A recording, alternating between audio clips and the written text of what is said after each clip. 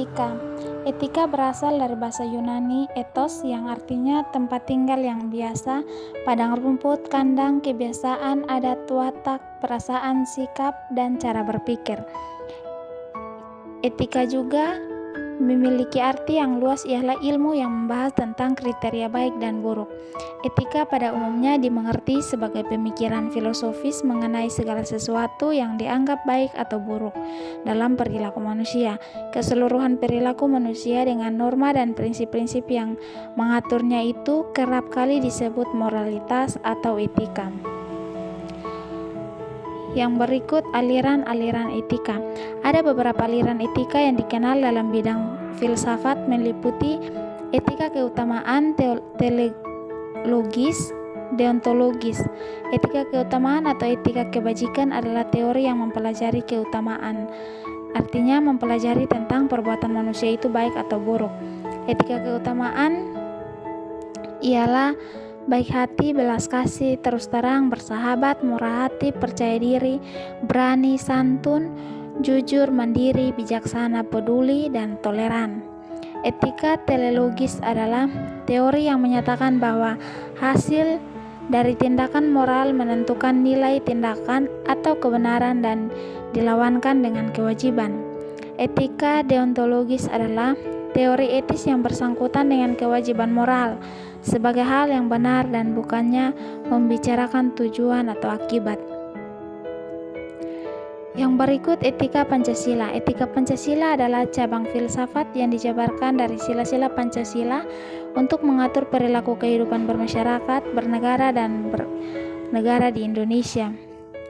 Oleh karena itu, dalam etika Pancasila terkandung nilai-nilai ketuhanan, kemanusiaan, persatuan, kerakyatan, dan keadilan. Sila ketuhanan mengandung dimensi moral berupa nilai spiritualitas yang mendekatkan diri pada Sang Pencipta. Sila kemanusiaan mengandung dimensi humanus, artinya menjadikan manusia lebih manusiawi, yaitu upaya meningkatkan kualitas kemanusiaan dalam pergaulan antar sesama. Yang berikut sila persatuan mengandung dimensi nilai solidaritas, rasa kebersamaan, dan cinta tanah air. Yang berikut sila kerakyatan mengandung nilai berupa sikap menghargai orang lain, mau mendengar pendapat orang lain.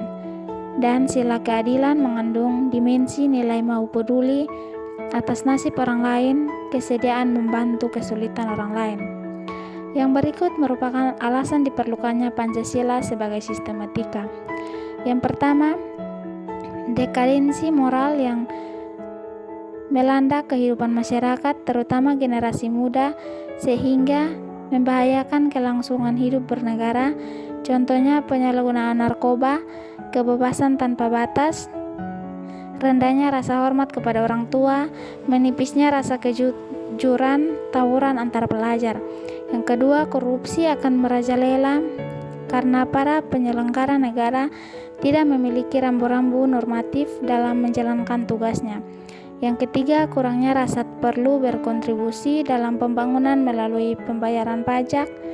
Hal tersebut terlihat dari kepatuhan pajak yang masih rendah, padahal peranan pajak dan tahun ke tahun semakin meningkat dalam membiayai APBN.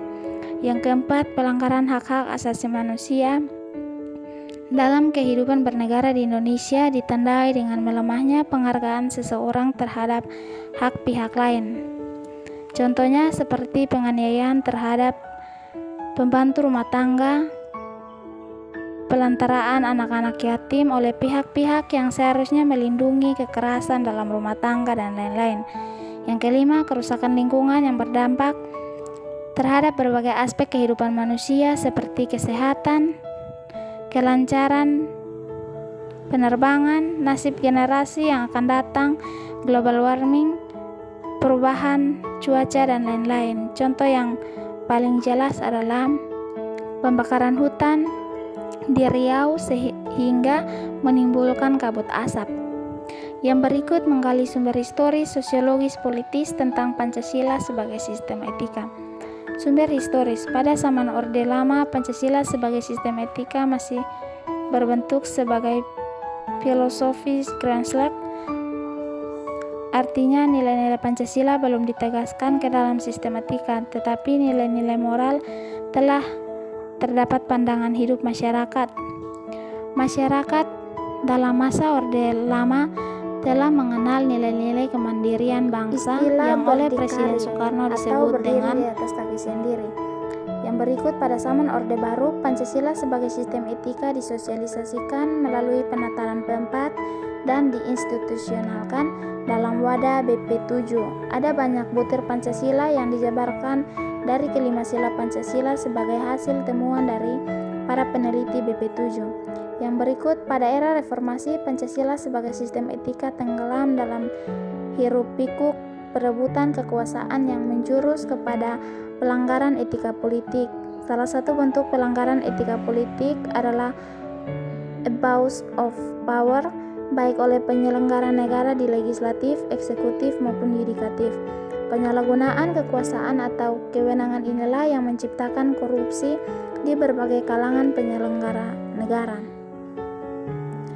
Yang berikut argumen tentang tantangan Pancasila sebagai sistem etika. Pertama, tantangan terhadap sistem etika Pancasila pada zaman Orde Lama berupa sikap otoriter dalam pemerintahan sebagaimana yang tercermin dalam penyelenggaraan negara yang menerapkan sistem demokrasi terpimpin.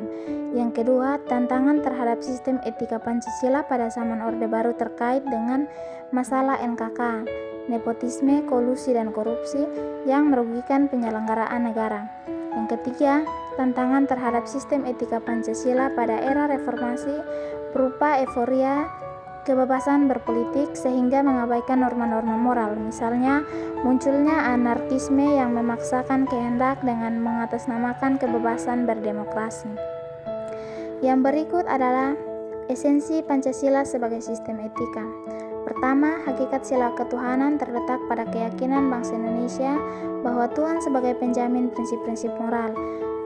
Yang kedua, hakikat sila kemanusiaan terletak pada actus humanus, yaitu tindakan manusia yang mengandung implikasi dan konsekuensi moral yang dibedakan dalam actus homini, yaitu tindakan manusia yang biasa. Ketiga, hakikat sila persatuan terletak pada kesediaan untuk hidup bersama sebagai warga bangsa yang mementingkan masalah bangsa di atas kepentingan individu atau kelompok.